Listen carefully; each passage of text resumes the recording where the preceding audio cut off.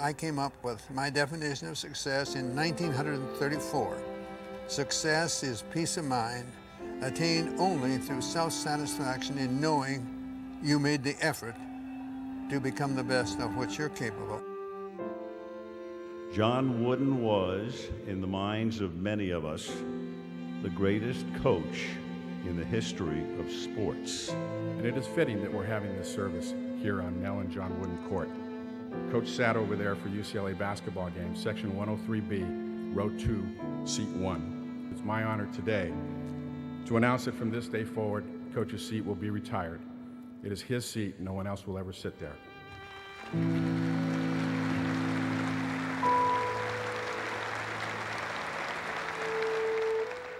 Coach Wooden was one in a billion as a coach, mentor, and friend.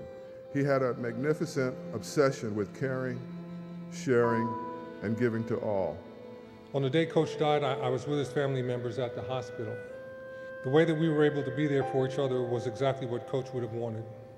We were able to realize that our pain was a small price to pay for the privilege of learning from the master. Confidence, initiative, friendship, loyalty, poise, competitive greatness.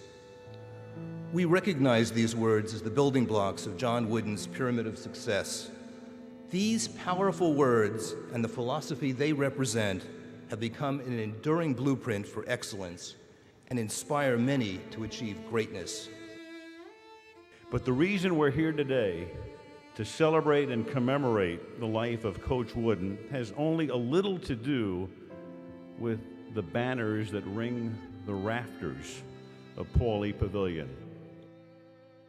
It was interesting to watch the ceremony tonight because the ceremony had nothing to do with basketball, but everything to do with life. Coach just really set a great foundation for me with his pyramid and with his life lessons, and I was able to carry those things forward, and he basically kind of molded me into the administrator and father that I am today also. Many of the players will mention that we didn't appreciate Coach's rules and regulations as much then as we have as we become fathers. All of the coach's teachings and sayings, we would hear them periodically, and I really don't think the full impact and import of it hit me until years later when I was older and more mature.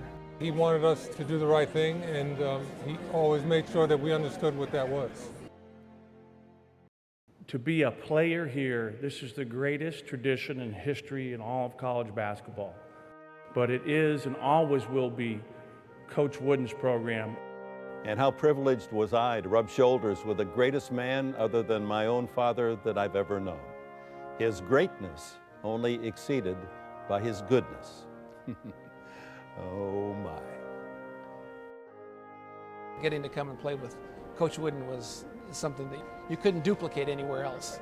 It's not about the minutes you played, the points you scored, whether you won a championship, whether you won a personal award. There's this common understanding that we were really part of something special and blessed to have played for Coach Wooden. I always felt that whatever decision Coach made, he made for the betterment of the team. If they asked me what made him such a good coach, I would probably point first to that he was just an excellent communicator.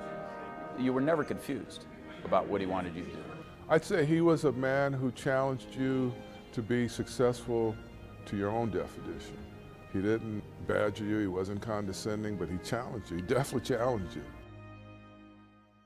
Today is the only important day of your life. Yesterday's gone. It'll never change.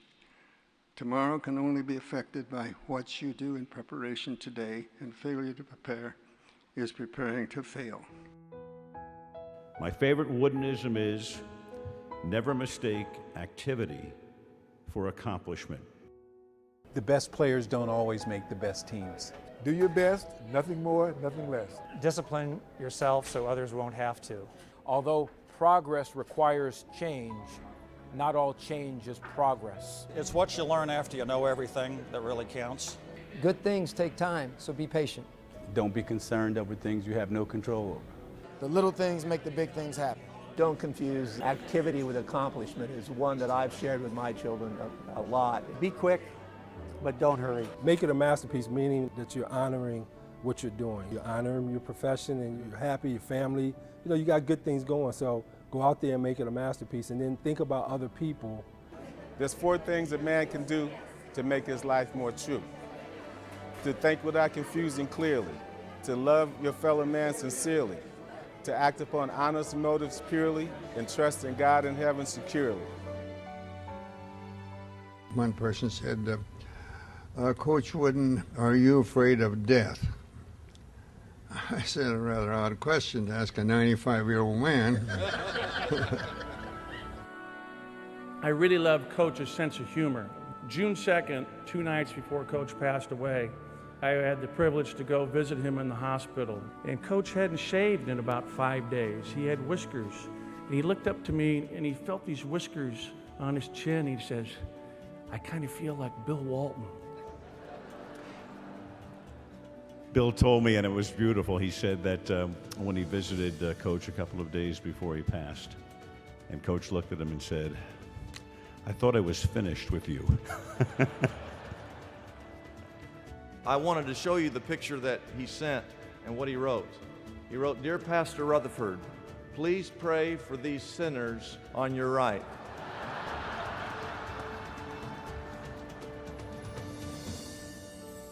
He was a pool shark.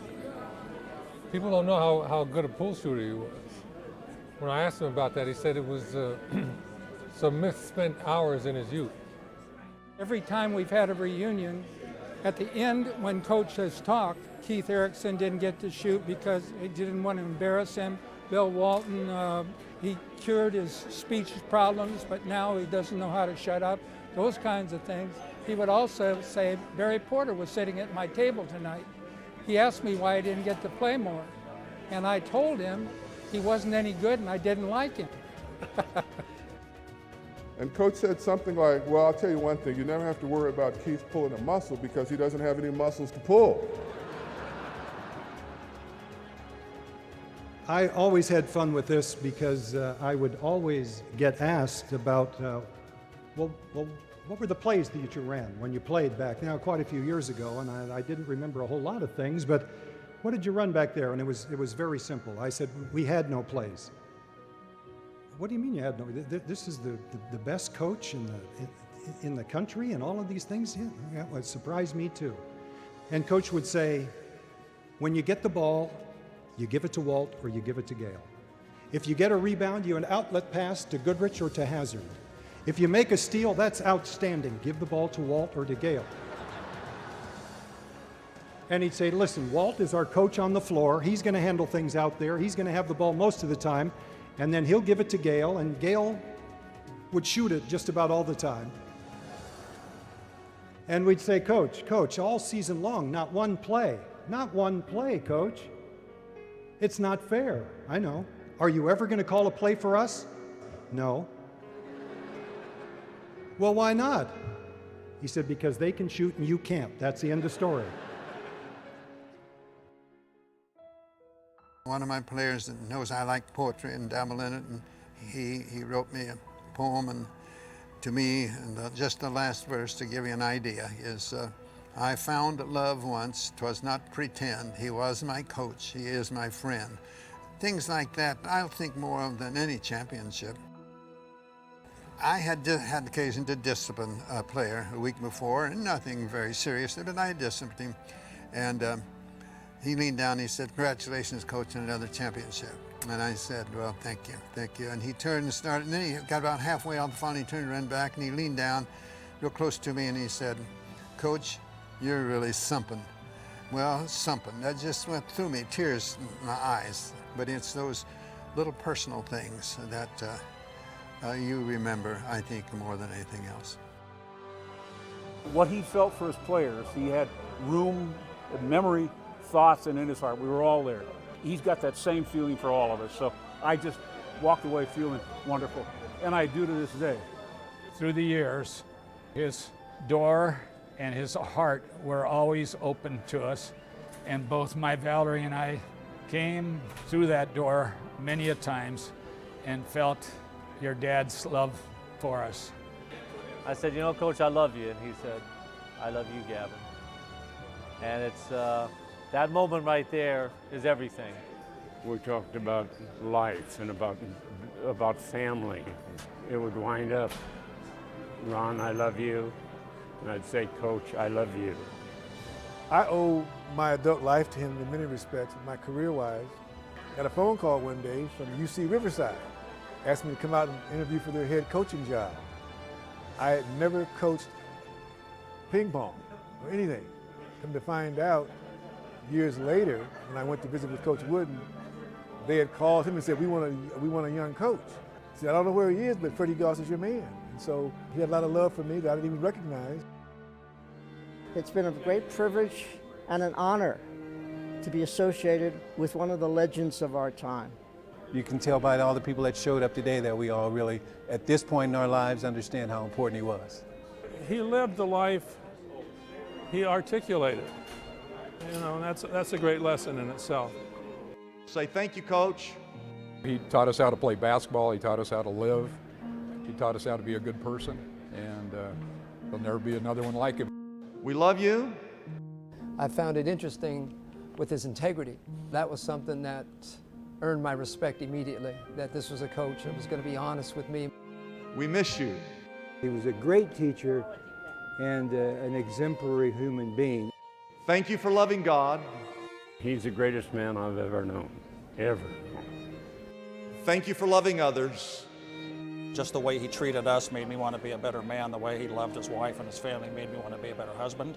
Thy good and faithful servant. I really thank Coach Wooden for all of his help. Well done. The outpouring of love and emotion for this man is well deserved. He's one of the greatest men of all time. To the family, thank you. Thank you, thank you. To live in hearts we leave behind is not to die.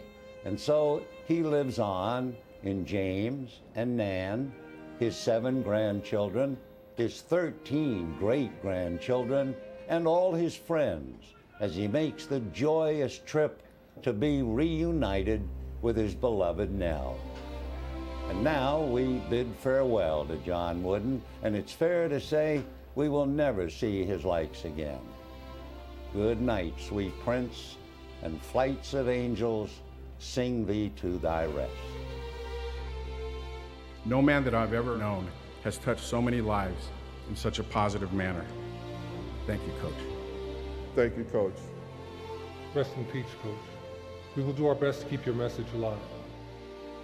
Coach, thank you for allowing us into your life. Our coach, our teacher, our mentor, our friend. Your father would be very proud of the man that you were.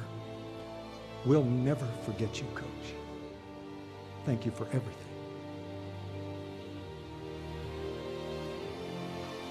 Once I was afraid of dying, terrified of ever lying, petrified of leaving family, home, and friends. Thoughts of absence from my dear ones brought a melancholy tear once and a dreadful, dreadful fear of when life ends. But those days are long behind me. Fear of leaving does not bind me, and departure does not hold a single care. Peace does comfort as I ponder a reunion in the yonder with my dearest one who's waiting for me there. Can it be better, I wonder?